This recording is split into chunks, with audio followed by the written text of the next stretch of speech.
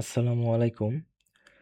তো আমাদের যে নিচের টাস্ক বার দেখেন কি কি ফাইল ওপেন আছে, এটা মাউস নিলে এখানে শো করে। তো অনেক সময় আমাদের এটা হাইড হয়ে যায় কিংবা হাইড করার প্রয়োজন হয়, সেই ক্ষেত্রে আমরা কি করব, স্টার্ট বাটনে যাব, এরপরে সেটিংসে যাওয়ার পর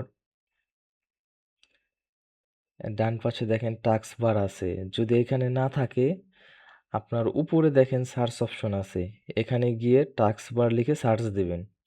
তো টাস্ক বারে ক্লিক দিলাম, এরপরে আমরা নিচে আসব। নিচে দেখেন টাস্ক বার বিহেভিয়ার্স, আমরা এটি ক্লিক দিব। এরপরে দেখেন অটোমেটিক্যালি হাইড দ্য টাস্ক বার, এটা অন করলে দেখেন অন দেওয়ার সাথে সাথে নিচ থেকে এটা চলে যাচ্ছে।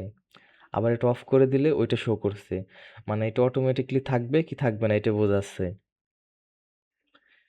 এখন নিচে যদি রাখি তাহলে দেখেন এটা শো করছে, আবার সরাই দিলে এটা চলে যাচ্ছে। আবার মাউসটা নিচে যদি রাখি, মানে টাস্ক বার যেখানে থাকে ওইখানে মাউস রাখলে শো করবে, মাউস না রাখলে শো করবে না। এভাবে আর কি টাস্ক বারটা কাজ করে।